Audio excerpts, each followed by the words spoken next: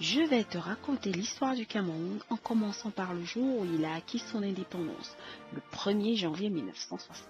Mais avant, découvrons l'histoire d'un grand homme, Ruben Oumniobé, né en 1913 à Sampé, près de Boumniébel, dans l'arrondissement des Ika, du côté de Douala, au Cameroun.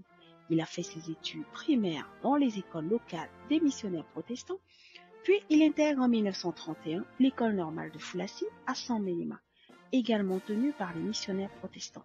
Il sera renvoyé de cette école pour avoir revendiqué de meilleures conditions d'alimentation au sein de l'établissement. Il obtient néanmoins son diplôme en 1939 et devient commis de greffe au tribunal des DA. Le 10 avril 1948, Oumniobé, avec d'autres patriotes, crée l'Union des populations du Cameroun, UPC, un groupement politique qui réclame l'indépendance et la réunification des deux Camerouns. Le 1er juin 1949, Oumniobé obtient sa mise en disponibilité. Le 17 décembre 1952, il se rend à New York où il prononce un réquisitoire contre la France auprès de la commission de tutelle de l'ONU. Dans ce réquisitoire, il démontre que la France administre le Cameroun comme si elle était une de ses colonies avec l'intention de l'incorporer dans l'Empire français, alors que le Cameroun est en fait une pupille de l'ONU qui en a seulement confié la tutelle à la France. Je vous laisse écouter un bout de son petit discours. L'UPC a demandé à intervenir sur 3 questions. La réunification immédiate du Cameroun, la constitution d'un conseil de gouvernement et d'une assemblée avec des pouvoirs législatifs, et enfin la fixation d'un délai pour le droit de l'indépendance au peuple camerounais. Telles sont, Monsieur le Président, les questions sur lesquelles le peuple de mon pays m'a mandaté pour venir ici. Je vous remercie, Monsieur le Président. De retour au Cameroun en 1953, Oumniobé fait imprimer le texte de son intervention aux Nations Unies sous la forme d'un mémorandum intitulé « Que veut le Cameroun ?» En janvier 1954, il demande à la France d'organiser un référendum sur la question de la réunification et de fixer un délai pour la fin de la tutelle et l'accession à l'indépendance. Dès lors, il fait l'objet d'une surveillance stricte des autorités françaises. En 1955, des incidents éclatent et l'administration française prononce la dissolution de l'UPC. Le domicile de Oumniobé est attaqué et sa femme ainsi qu'une vingtaine de ses partisans sont retenus par la police. Oumniobé se réfugie alors dans la forêt de Boumniébel.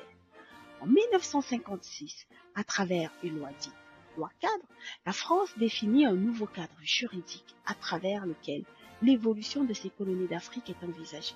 Cette loi donne au Cameroun, sous administration française, la possibilité d'évoluer par étapes vers l'indépendance alors que l'UPC exige l'unification préalable des deux Camerouns et ensuite l'indépendance.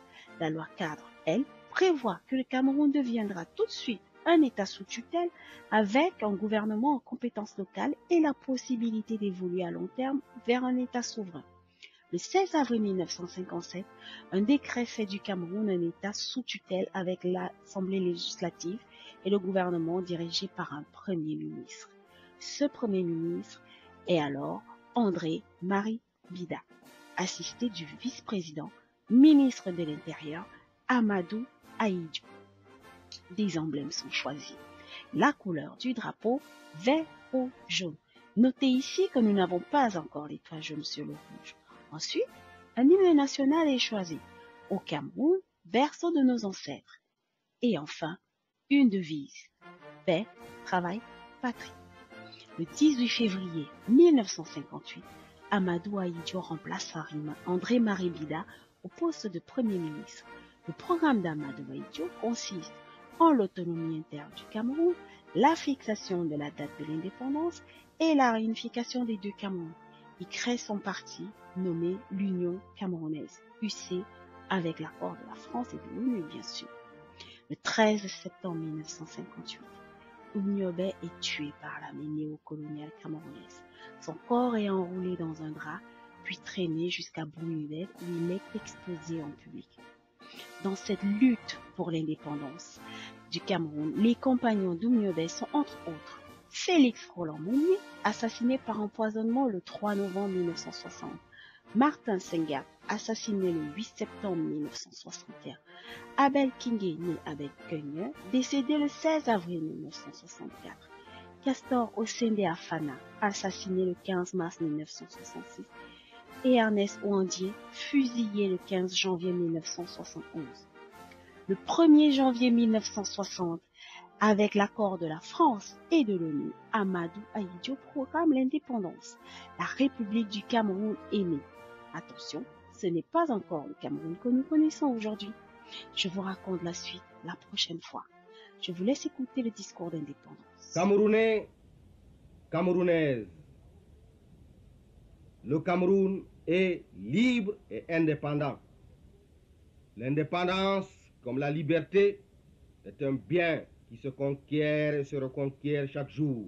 Et personne n'est de trop pour la défendre, la fortifier, la préserver de toutes ses forces et de toute son âme. Nous savons tous qu'il n'y a pas de dignité pour ceux qui attendent tout des autres. Nous savons que cette indépendance que nous venons d'obtenir ne serait qu'un leurre si nous ne pouvions l'assurer dans la réalité quotidienne. Nous sommes décidés à lui donner une existence qui ne soit pas seulement de façade. Nous serons jugés sur nos actes.